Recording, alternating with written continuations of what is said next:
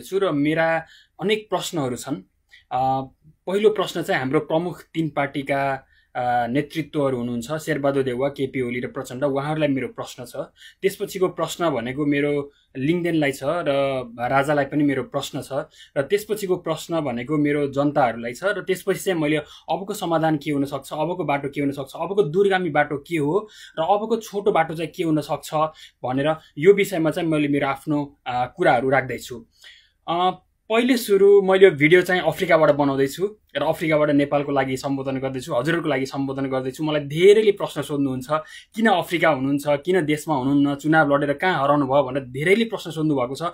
म कतै हराएको छैन। मैले चुनावमा जे बोलेको थिएँ त्यही गर्दैछु। मैले चुनावमा भनेकै थिएँ म आधी समय चाहिँ काम गर्छु, आधी समय चाहिँ मैले जनताको लागि सेवा गर्छु भनेको थिएँ। म नेपाल छिट्टै नै आउँछु र यो प्रश्नको उत्तर दिँदै गर्दाखेरि म पनि हजुरहरू जस्तै सामान्य मान्छे हुँ। सामान्य गुल्मीको एउटा कुना जिल्लामा जन्मेको हुँ र त्यो कुनामा न बाटो थियो, न पानी थियो, केही पनि थिएन म जन्मिँदाखेरि। तपाईहरु जसरी जन्मिनु भयो, तमाम दुबईमा हुनुहुन्छ, अमेरिकामा हुनुहुन्छ, क्यानाडामा हुनुहुन्छ, अस्ट्रेलियामा हुनुहुन्छ, कतारमा हुनुहुन्छ, मलेसियामा हुनुहुन्छ, हजुरहरू जे कारणले गर्दाखेरि त्यहाँ हुनुहुन्छ, म पनि त्यही कारणले गर्दाखेरि यहाँ छु। सायद यसको उत्तर हजुरले पाइसक्नु भएको होला। म लुटेर खान सक्दिनँ, म भ्रष्टाचार गरेर खान सक्दिनँ, म पसिना चुहारै खानुपर्छ। त्यो कारणले गर्दाखेरि म बाहिरिन बाध्य भएको छु र म छिट्टै नै नेपाल फर्किन्छु पनि। र मेरो प्रश्न प्रचण्ड, केपी ओली र शेरबहादुर देउवाले राजालाई चाहिँ आउनुस् चुनाव लड्नुस् भनेर भन्नुभयो। मैले भन्दै गर्दाखेरि उहाँहरूलाई के भनेको, चुनाव लडेको होइन र म आफै लडेको होइन र हजुरहरूसँग चुनाव। म शेरबहादुरसँग 1 to 1 अब त अत्याचारै भयो, चुनावै लड्छु भनेर लडेको होइन र तपाईहरुसँग चुनाव लडेर सकिन्छ। हेर्नु त अहिले देशमा कस्तो छ, मान्छे किन यति साह्रो निराश भएका छन्। तपाईलाई अलिअलि पनि ख्याल गर्नु भएको छ? अत्याचारै भएको छैन अहिले? डडेलधुरामा गएर म चुनाव लड्दै गर्दाखेरि चुनाव जित्न सकिन्छ जस्तो लाग्छ? तपाईलाई लाग्छ? शेरबहादुर तपाईँ आफैले भन्नुस् त, तपाईले कतिसम्म गर्नुभयो त्यहाँ? पैसा बाँड्ने कामदेखि लिएर रिसोर्टमा बसेर तपाईले मोज मस्ती गरेर गाउँ गाउँमा खसी बाख्रा काट्नुभयो नि त? काट्नुभयो कि काट्नु भएन? मनमा आत्मामा हात राखेर भन्नु त। तपाईको चुनावी कमान्ड डडेलधुरामा कसले सम्हालेको थियो? ठेकदारले सम्हालेको होइन तपाईको चुनावको कमान्ड सबैले। अनि तपाईको लगभग सहरहरुमा त सकिन्छ। अमरगढीमा तपाई पुरै क्लिन सुपै हुनुभयो त तपाईलाई थाहै छ। परशुराममा तपाई क्लिन सुपै हुनुभयो थाहै छ। गाउँ गाउँमा कसरी सक्ने? मैले पनि के गरे भन्दै गर्दाखेरि गाउँमा तपाईहरुको भ्रष्टाचारको पैसासँग कसरी लड्ने? अझ अहिले त देशमा चरम निराशा हुनुको अर्को प्रमुख कारण के भन्दै गर्दाखेरि तपाईका कार्यकर्ता बाहेक देशमा अरु कोही पनि बाँच्नै नसकिने स्थिति भयो। म जस्तै सबै बाहिरिए। अबको चुनावमा पनि हेर्नुस् त, अबको चुनावमा के बाटो छ जस्तो लाग्छ तपाईहरुलाई? न तपाईले विदेशकालाई भोट हाल्न दिनुहुन्छ, न सोलुसन छ, न समाधान छ। एउटा घुमरामा एउटा बाकसमा राखेर नेपाली जनतालाई कोचेपछि अनि नेपाली जनतामा फ्रस्ट्रेसन हुँदैन? जहिले पनि फ्रस्ट्रेसन। यसको उपाय के हो भन्नुस् त? प्रचण्डजीलाई पनि मेरो प्रश्न हो। तपाईले हेर्नुस् त, भाग्दा भाग्दा भाग्दा भाग्दा उहाँ गोर्खाको कुनामा गएर जम्मै पिटपाट गरेर ठकठाक गरेर चुनाव जितेको होइन? अझै चुनाव आउ लड्न भन्ने तपाईले लाज शरम लाग्दैन हजुरहरूलाई? त्यही भएर मेरो के हो भन्दै गर्दाखेरि हजुरहरूलाई सुझाव हेर्नु, अबको चुनावमा पनि चुनावले बाटो दिएन, डेमोक्रेसीले बाटो दिएन। तपाईहरु निरङ्कुश हुनुभयो, राणाको पनि राणा हुनुभयो। राणाहरूले त बरु 4 जना मात्रै मारे थिए त्यो जमानामा। पढ्न दिएनन्, के दिएनन् भन्नुहुन्छ? पढ्न दिएनन्को कुरा गर्दै गर्दाखेरि मैले एउटा उदाहरण दिन्छु हजुरलाई। अक्सफोर्डमै पनि बल्ल लगभग 100 वर्ष मात्रै भयो महिलाले पढ्न पाएको। त्यतिखेरको जमानामा हेर्नुस् त, विश्वव्यापी रूपमा युद्धहरू चलिरहेको थियो। पहिलो विश्वयुद्ध थियो, दोस्रो विश्वयुद्ध थियो, तेस्रो विश्वयुद्ध चलिरहेको थियो। त्यस्तो विश्वयुद्धको कन्टेक्स्टमा हामीले राणालाई कम्पेयर गरिरहेका छौं। तपाईहरुले 10,000 मान्छे मार्दाखेरि तपाई राणा भन्दा कसरी राम्रो मलाई भन्नुस् त प्रचण्डज्यू? तपाई राणा भन्दा चाहिँ कसरी राम्रो? शेरबहादुर देउवाज्यू मलाई उत्तर भन्नुस् त। तपाई कसरी राम्रो? होइन नि त, यो त ठीक भएन नि त। तपाई त राणाको पनि बाउ हुनुभयो। यो जनताहरु उकुस मुकुस भए। न तपाईले भोट हाल्न दिनुहुन्छ, बाहिर विदेशीकालाई कसले भोट हाल्न दिनुहुन्छ? भोट हाल्न तपाई डराउनुहुन्छ। कसरी भोट हाल्न दिने? देशमा कसरी समाधान हुन्छ? तपाईले उत्तर दिनुहुन्छ त? उत्तर दिनुहुन्न। यो सबै अहिले के भएको भन्दाखेरि राजा जनताहरु यति आत्ते कि उत्तरै छैन, बाटो नै छैन, कहाँ के गर्ने? राजा हटाऊ भन्नुभयो, पञ्चायत हटाऊ भन्नुभयो, पञ्चायत हटायौं। राजा हटाऊ भन्नुभयो, राजा हटायौं। अब फेरि गणतन्त्र आएको 15 वर्ष भयो, चुनावमा गएर चुनावले त केही सोलुसन देला, केही उपाय देला भनेको तपाईका कार्यकर्ताहरू जम्मै भर्ती भएर भ्याइसके। देशमा सामान्य नेपाली भएर म जस्तो मान्छे जसको एउटा पार्टी, कुनै एउटा पार्टी पनि छैन, म एउटा शुद्ध नेपाली हुँ। अहिलेसम्म कुनै विद्यार्थी संगठनको पनि सदस्यता लिएको छैन। म जस्ता तमाम मान्छेहरूलाई यो देशमा बाँच्नै गाह्रो भयो। कसरी बाँच्ने हो? के गरेर बाँच्ने हो? तपाईको पुलिसमा तपाईका कार्यकर्ताहरू भर्ती भएका छन्, कर्मचारीमा तपाईका कार्यकर्ताहरू छन्। देशका चुनावमा हेर्नु त, डडेलधुरामा तपाईकै मान्छेलाई राख्नु भएको छ, सिडिओमा तपाईकै मान्छेलाई राख्नु भएको छ। जब चुनावको लागि 2-3 महिनालाई गयो त्यहाँ तपाईलाई जिताइदिए फर्किहाले तिनीहरू। कहाँ गयो अहिले लत्तपत्त तपाईले आफै हेर्नुस् त अहिले कहाँ छन् तिनीहरू, सबै सुगम ठाउँमा आएर बसेका छन्। अनि फेरि चुनाव आइसकेपछि फेरि तपाईले तिनीलाई टिपेर फेरि एउटा दोलाल्नुहुन्छ, त्यो पनि थाहा छ। यो त सिस्टमेटिक रूपमा जनताले त बुझेको छ नि त, सबै नबुझेको हो र जनतालाई पटमूर्ख ठान्नु भयो होला नि तपाईहरुले हैन। जनता पटमूर्ख छैनन् हेर्नुस्, जनता सजग छन्, जनताले देखिरहेछन्, जनताले बुझिरहेछन्। तपाईहरुको जुन यो कुबुद्धि चलिरहेछ अहिले, यो कुबुद्धि सुधार्नुस् हेर्नुस्। यो नसुधारेसम्म तपाईहरु अगाडि बढ्न सक्नुहुन्न। यो देशलाई झन् घुमरामा भयो, 15 वर्ष भइसक्यो। आत्तिदा उपाय हराएर जनताहरु अहिले राजालाई समर्थन गर्न गएका हुन्। के थाहा अलिकति राम्रो मर्न भन्दा बौलाउन बेस भने जस्तो हो क्या यो त। तपाईहरुसँग उपाय भएन, जम्मै कब्जा गरिदिनु भयो, विश्वविद्यालय कब्जा गरिदिनु भयो। सोभि निर्वाचन भनेको छ जम्मै पार्टीका कार्यकर्ता राख्दैछ। विश्वविद्यालयमा एउटा गतिलो प्रोफेसर छैन, हस्पिटलमा गयो एउटा गतिलो डाक्टर छैन, सडकमा गयो जम्मै ठेकदार जति जम्मै एमाले कांग्रेस माओवादी भनेको छ, पत्रकार जति एमाले कांग्रेस माओवादी भनेको छ। नेपाली जनतालाई माया गर्ने पत्रकारिता कुन हो, विश्वविद्यालय कुन हो, कर्मचारी तन्त्र कुन हो, पुलिस तन्त्र कुन हो, छैनन्। नेपाली जनता के सधैँभरि पिल्सेर बस्ने हो? पहिले राणाले शोषण गरे भन्नु चाहिँ ल त्यो पनि मानिदिए मैले। तपाईहरुले भन्दा त कम राणाहरुले शोषण गरे होलान् हैन र? राजाले शोषण गरे त पनि माने। अब गणतन्त्रवादीहरुले शोषण गर्ने अब तपाईहरुको पार्टीको नाममा यो अत्याचार भएन र? त्यही भएर यसको लागि यो मेरो पहिले सुरु मेरो शेरबहादुर प्रचण्ड केपी ओली तपाईहरुले यसको प्रश्नको उत्तर दिनुस्। त्यसपछि मेरो राजालाई पनि मेरो लिङ्गदेनलाई पनि प्रश्न छ। तपाईहरुले राजावादी ल्याउने, राजा ल्याउने, के ल्याउने भन्नुहुन्छ त्यो मैले बुझेँ। ल एकछिनलाई मैले मानिलिए राजा ल्याउने, तर त्यसपछि के गर्ने त नि? त्यसको 1 वर्षमा के गर्ने? तमाम नारायणघाटदेखि बुटोलको त्यो सडक खण्ड कसरी व्यवस्थापन गर्ने? हाम्रो देशभरिका पूर्वाधारका समस्याहरू छन्, स्वास्थ्यको समस्याहरू छन्, त्यो कसरी समाधान गर्ने? राजा आउने बित्तिकै पहिले पनि त राजा थियो नि त 15 वर्ष अगाडि पनि। आएर के हुन्छ त नि? ल म विदेश जानु पर्दैन, कसरी म अफ्रिका फेरि किन आउनु पर्दैन? म कसरी स्वतन्त्र रूपमा मेरो आफ्नै कम्पनी खोलेर काम गर्न सक्छु मलाई भनिदिनुस् त। उपाय के छ? मैले राप्रपाको मैले वेबसाइटमा नि गएँ, लिङ्गदेनज्यू म हजुरको वेबसाइटमा पनि गएँ, मैले हेरेँ। ल मलाई राजावादी नै हुनु पर्यो, म कसरी के को आधारमा राजावादी हुने? खै त्यसको अध्ययन अनुसन्धान खै कहाँ छ? पेपर कहाँ छ?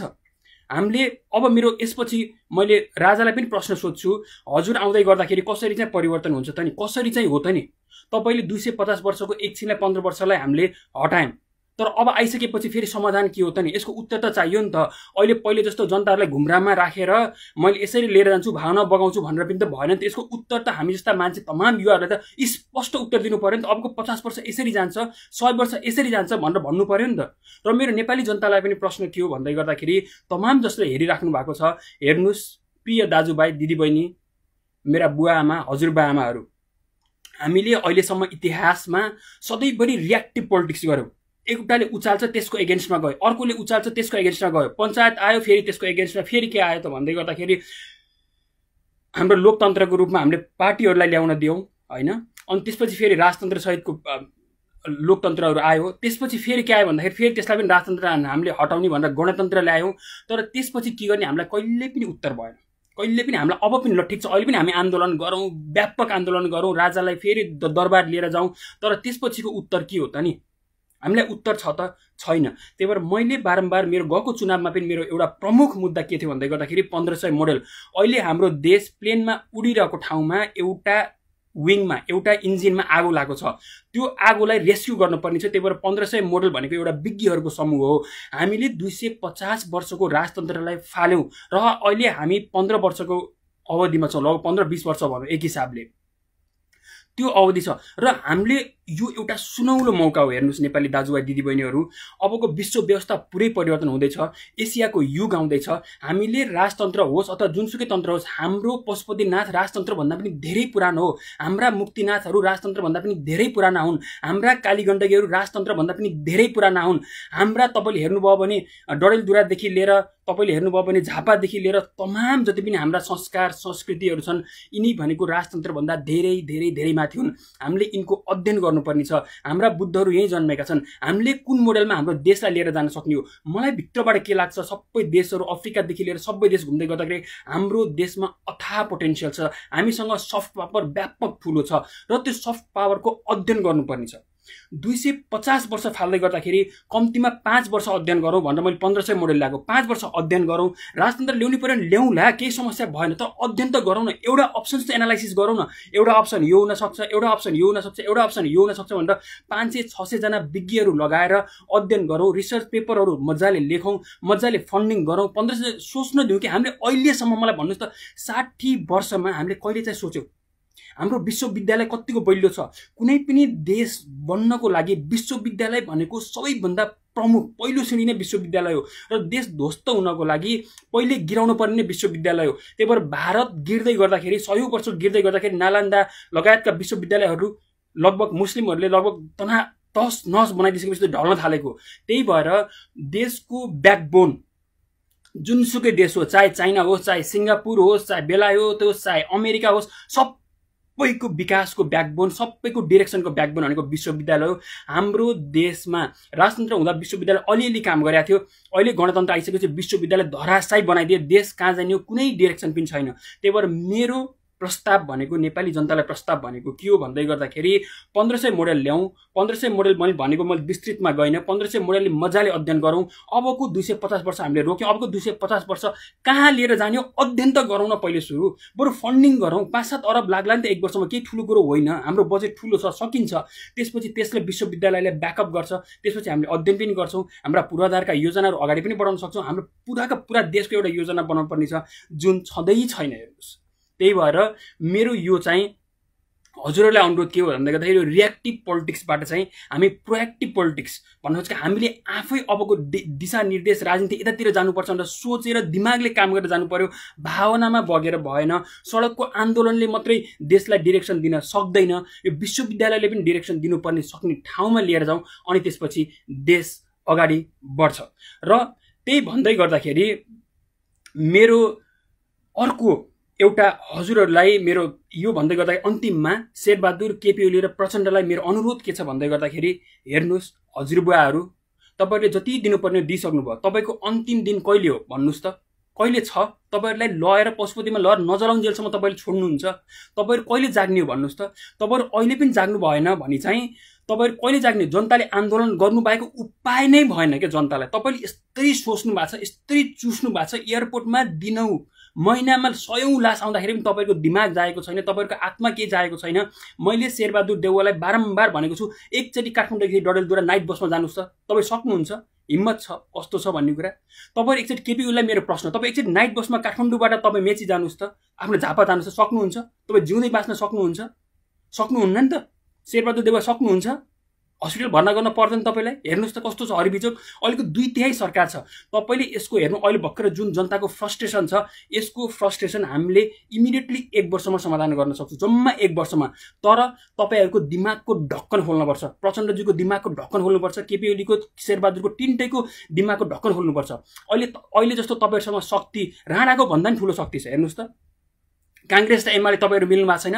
तपाईँले जम्मा 1 वर्षमा केही गर्नु पर्दैन। मैले एउटा उत्तर दिन्छु, सामान्य सर्ट टर्म सोल्युसन। मैले अघि नै लङ टर्म सोल्युसन भने 1500 मोडेल भनेर। सर्ट टर्म सोल्युसनमा तपाईँले के गर्न सक्नुहुन्छ भन्दै गर्दाखेरि, अहिले भर्खरै सामान्य लाग्ला सोभियो चुनाव चलिरहेछ, सामान्य हो, देशको चुनावको तुलनामा सामान्य हो। तर सोभियो चुनावमा मात्रै पनि तपाईँले विद्यार्थीहरूलाई स्वतन्त्र जान दिनुहोस्। अबको तपाईँका पार्टीका एजेन्टहरू, ठगहरू नै भन्छु म, विश्वविद्यालय ध्वस्त बनाउने, प्रोफेसरहरूलाई पुरै पार्टीको ठप्पा लगाएर राख्ने, भेडा बाख्रा जस्तो ट्रिट गर्ने होइन। भेडा बाख्रामा साउले आफ्नो भेडाहरूलाई चिन्नको लागि कानमा कसैले ट्याप लगाउने, कसैले कलर लगाउने गरेर त्यस्तो गराएको, त्यस्तै होइन तपाईँले विश्वविद्यालय बनाएको। त्यति गर्न छोडिदिनुहोस्। तपाईँले अहिले आफ्नो सोभियो चुनावमा भइरहेका विद्यार्थीहरूलाई स्वतन्त्र रूपमा जान दिनुहोस्, पार्टीको दबदबा छोडिदिनुहोस्। पहिलो नम्बर 1। दोस्रो नम्बर, तपाईँका कर्मचारी सङ्गठनहरूलाई अब पार्टीसँग नटास्यो, तिमी आफ्नै बलबुतामा बाँच, आफ्नै पर्फर्मेन्समा बाँच भन्नुहोस्। सबै ठाउँमा हरेक पत्रकारदेखि लिएर सबैमा आफू पार्टीको सबै छोडिदिनुहोस्। नेपाली जनताको बारेमा सोच, तिमीहरू पार्टीको बारेमा सोच्नु पर्दैन। कांग्रेस सिद्धिएर केही माखो पनि हुँदैन, एमाले सिद्धिएर केही माखो पनि हुँदैन, माओवादी सिद्धिएर के हुन्छ? देश सिद्धिनु भएन। प्रत्येक जनताहरू बाँच्नु पर्यो, प्रत्येक जनतालाई समान रूपमा ट्रिट गर्नु पर्यो। चाहे त्यो कांग्रेसको होस्, चाहे एमाले होस्, चाहे माओवादी होस्, चाहे स्वतन्त्र हुन्, चाहे जोसुकै हुन्, चाहे राजावादी हुन्, सबै नेपालीहरूलाई एउटा नेपाल देश छ, सिस्टमले काम गर्छ, कर्मचारी तन्त्रले काम गर्छ भन्ने एउटा आभास फिल गराउनुहोस्। त्यो आभास तपाईँले जम्मा 1 वर्षमा गर्न सक्नुहुन्छ। तपाईँ त अहिले 2/3 छ नि त, कांग्रेस एमाले दुईटै मिल्नु भएको छ नि त। तपाईँले अहिले नारायणघाटदेखि बुटोलको सडक बनाउनलाई कसले रोक्छ? कानुनले रोक्यो भने कानुन तपाईँले परिवर्तन गर्न सक्नुहुन्न। अहिले को चाहिँ छ तपाईँको प्रतिपक्ष भन्नुहोस् त? तपाईँलाई अबको 1 महिनामा कानुन जेले रोकेको छ नारायणघाट बुटोलको सडक खण्ड जम्मै हरित बिजोग बनाउनको लागि त्यो कानुन परिवर्तन गर्न सक्नुहुन्न, त्यो ठेकापट्टा क्यान्सल गर्न सक्नुहुन्न। अबको 1 वर्षमा तपाईँले किन बाटो बनाउन सक्नुहुन्न? किन सक्नुहुन्न? त्यति बनाउनुहोस् त, ल त्यति बनाउनुहोस् त। जनताले कसरी यो फ्रस्ट्रेसन कसरी आपसे आप तपाईँहरूकै फेभरमा जान्छ? जाँदैन। तपाईँलाई अहिले बाटो समृद्धि विकास गर्नलाई कसले रोकेको छ? तपाईँले विश्वविद्यालयहरूलाई बलियो बनाउनलाई कसले रोकेको छ? कसले रोकेको छ भन्नुहोस् त? त्यही भएर राजतन्त्र तपाईँले आउने हो भने शेरबहादुर केपी ओली प्रचण्डज्यू तपाईँले आफै ल्याउने हो। तपाईँले आफैले नै आफ्नै चिहान खनिराख्नु भएको छ, ख्याल गर्नुहोस्। र हामी नाति पुस्ताहरूको जीवन तपाईँले बर्बाद गरिराख्नु भएको छ। गर्नुभएको छैन हेर्नुहोस् त एकचोटि। यदि तपाईँहरूको अझै पनि ढक्कन नखोल्ने हो भने हामी जस्ता नाति पुस्ताहरू हामी जन्मिसकेपछि 47-48 साल पछिका प्रत्येक कुरा हामी तपाईँलाई 1% पनि डिस्काउन्ट दिनेवाला छैन। हेर्नुहोस्, तपाईँले जेल राख्नुपर्छ, हामी जेल राख्न पनि तयार छौँ तपाईँले यदि अपराध गरेको हो भने। तर त्यसको रूपमा स्पष्ट देखिन्छ कि तपाईँले अपराध गरिराख्नु भएको छ भन्ने। तर त्यो नियम कानुन संस्थागत सिस्टमले काम गर्छ र त्यो संस्थाले सिस्टमले तपाईँलाई अपराधी ठहर्छ भने तपाईँ अपराध गरेको विषयमा तपाईँ जेल जानुपर्छ। सम्भवतः केपी ओली शेरबहादुर प्रचण्डज्यू तपाईँहरूलाई जेलमा जानुपर्ने हो भने जेलमा सँगै राख्छौँ। तपाईँहरूलाई सँगै राखेर हाम्रो नाति पुस्ताहरूलाई कसरी ध्वस्त बनायौँ एकचोटि अनुसन्धान गर्नुहोस्, एकचोटि बहस गर्नुहोस् तपाईँहरू आफै। र त्यति भन्दै यदि साँच्चै देशलाई तपाईँले जोगाउन चाहनुहुन्छ, यो फ्रस्ट्रेसन्सहरूलाई अलिकति म्यानेज गर्न चाहनुहुन्छ र अलिकति देशलाई समृद्धको बाटोमा लान चाहनुहुन्छ भने मेरो यो सुझाव, मेरो यो सर्ट टर्म प्लानिङ त मानिदिनुहोस् न। सर्ट टर्म प्लानिङ मानिदिनुहोस्। यति मानिदिनु भयो भने अहिले भर्खरै सुरुवात गर्न सक्नुहुन्छ तपाईँले। तपाईँहरू 3 जना जम्मा आउनुहोस्, हामीले जनतालाई साह्रै चुस्यौँ हेर्नुहोस् भन्नुहोस्। तपाईँहरूले केपी ओली प्रचण्ड शेरबहादुर सबै 3टै जम्मा भएर हामीले तपाईँहरूलाई अत्याचारै दुःख दियौँ, हामीले सबै संस्थाहरूलाई ध्वस्तै बनायौँ, कुनै संस्थाले काम गरेनन्। आजदेखि हामी सुध्र्यौँ। अब हामीले नेपाली जनताहरूको रगत चुस्दैनौँ। अब हाम्रो संस्थाहरूले, हाम्रा पुरा संस्थाहरूले, विश्वविद्यालयदेखि लिएर कर्मचारीदेखि लिएर पुलिसदेखि लिएर सबैले नेपाली जनताको सेवा गर्छन्। पार्टी भन्ने चिज गौड हुन्छ। हामीले काङ्ग्रेस एमाले माओवादी भनेको गौड हुन्, यिनी हराए पनि हराउन्, तर हामी नेपाली जनताप्रति प्रतिबद्ध त छौँ भनेर त्यो कार्यान्वयन गर्नुहोस् त। नारायणगढ बुटोल सडक खण्ड मात्र 1-1.5 वर्षमा बनाएर देखाउनुहोस् त। जनताहरू कसरी तपाईँको पक्षमा ओर्लिँदा रहेछन् हेरौँ। हामी पनि मजाले उत्रिन्छन्। त्यही भएर म आफै उत्रिन्छु। त्यो गर्न सक्नु, तर तपाईँले गर्न सक्नुहुन्न। त्यो त थाहा भएकै कुरा हो, किनकि तपाईँलाई भ्रष्टाचारले लुम्मै डुबाएको छ। म त डडेलधुरामा त मजाले देखेँ नि त कसरी गर्ने। अब हामी तपाईँसँग कसरी उपाय के हो मलाई उपाय मात्रै भन्नुहोस् त। ल म जस्तो मान्छे र चुनाव लड्छु, म फेरि पनि चुनाव लड्छु। उपाय के छ? म हार्ने बाहेक उपाय छ कि मैले भ्रष्टाचारै गर्नु पर्यो? शेरबहादुरले जस्तो जम्मै चुनावमा पैसा बाँड्नु पर्यो?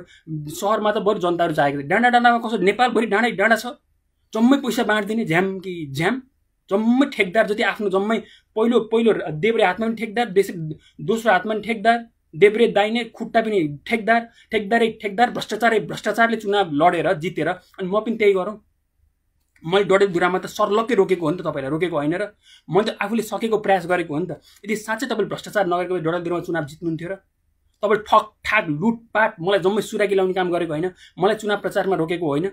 तपाईँले कतिसम्म गर्नुभयो हेर्नुहोस् त। एउटा सामान्य न एउटा पार्टी न केही भएकोमा म चाहिँ उपाय हराएर अन्तिम दिन तपाईँले भोज भतेर रिसोर्टमा मोज मस्ती गर्दाखेरि म 3 दिन निराहार माखो केही नखाइकन पानी मात्रै खाएको सहारामा चुनाव लडिरहेको थिएँ। तपाईँलाई अलिअलि पनि नातिको माया लाएन शेरबहादुरज्यू? अलिअलि तपाईँलाई नातिको पनि माया लाएन केपी ओलीज्यू प्रचण्डज्यू? हेर्नुहोस् त तपाईँले कति अपराध गर्नुपर्छ तपाईँलाई थाहा छ। तपाईँहरूसँग चुनाव लडेर जितिन्छ जस्तो लाग्छ? हामी त्यति मूर्ख छौँ? अनि त्यसमाथि पनि अझ भोट चाहिँ फेरि बाहिरकाले पनि हाल्न नपाउने रे।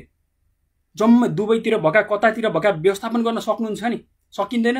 जम्मै संसारभरिकाले आफ्ना विदेशी नागरिकहरूलाई, विदेश भइरहेका नागरिकहरूलाई भोट हाल्न सक्छन् भने तपाईँले त्यति व्यवस्थापन गर्न सक्नुहुन्छ? उपाय के छ भन्नुहोस् त। ल आन्दोलन गरेर तपाईँहरूलाई जेलमा नराख्नु भएको उपाय के छ? उपाय भनिदिनुहोस् त। यदि उपाय छ भने अब 1-1.5 वर्षमा तपाईँले गर्नुहोस्, होइन भने जेल जानको लागि तयार हुनुहोस्। अब अत्याचारै भइसक्यो। जनता मर्नुभन्दा बौलाउनु बेस भन्ने स्थितिमा पुगिसके। यो स्थितिमा नपुर्याइदिनु होला। बिन्ती 60-70 वर्ष भइसक्यो। घरि के तन्त्र हामी आजित भइसक्यो। अब कम्तीमा सोचेर दिमागले काम गर्ने खालको पोलिटिक्स गर्न दिनुहोस्। अब रियाक्टिभ पोलिटिक्स होइन, प्रोएक्टिभ पोलिटिक्स गर्न दिनुहोस्। अब विश्वविद्यालयले पोलिटिक्सलाई डिरेक्सन दिने ठाउँमा लैजान दिनुहोस्। यति गर्नुभयो भने हाम्रो यो 60-70 वर्षका समस्याहरू बिस्तारै डिरेक्सनमा जान्छन्। होइन भने फेरि राजतन्त्र आउँछ, फेरि किचिरपिचिर हुन्छ। राजतन्त्र ल्याउनु पर्यो, ल्याउँला के, पहिले अध्ययन गरौँ। अध्ययन त गरौँ न, पछि विश्वविद्यालयले काम गरोस् न, रियाक्टिभ पोलिटिक्स नगरौँ, प्रोएक्टिभ पोलिटिक्स गरौँ। मैले यही भन्दै मेरा 2-4 शब्दहरू यही राखेँ। अफ्रिकाबाट सम्बोधन गर्दैछु, म छिट्टै नेपाल पनि आउँछु। हजुरहरूलाई हस्, धेरै धेरै धन्यवाद। नेपाल आएर मैले जे भनिरहेको छु म त्यसकै नेतृत्व गर्छु र म जस्ता युवाहरूलाई अचुवाको भरमा केही पनि हुँदैन। हामीलाई अध्ययन चाहिन्छ, अनुसन्धान चाहिन्छ, पेपर चाहिन्छ, प्लान चाहिन्छ। 20-30 वर्ष मात्रै होइन कि 50-60 वर्ष 250 वर्षको राजनीति हरायो भने अबको 250 वर्ष पनि कसरी लाने हो भन्ने स्पष्ट खाका चाहिन्छ। अनि बल्ल हामी कुनै पनि एजेन्डालाई समर्थन गर्न सक्छौँ। होइन भने अहिले हामी जति सकिन्छ त्यही फोर्समा हामी लाग्छौँ। त्यति भन्दै मैले हजुरलाई के भन्न चाहेँ भने म राजतन्त्रवादी पनि होइन, म गणतन्त्रवादी पनि होइन, म केही वादी होइन, म नेपालवादी हुँ। नेपाल चाहन्छु। अहिलेसम्म कुनै पनि पार्टीको झन्डा लिएको छैन। म विशुद्ध एउटा नेपाली हुँ। त्यति भन्दै नेपालको लागि मैले यो सम्बोधन गरेको थिएँ। हस्, हजुरहरूलाई धेरै धन्यवाद। छिट्टै नै नेपालमा भेटौँला। धेरै धेरै धन्यवाद। नमस्ते।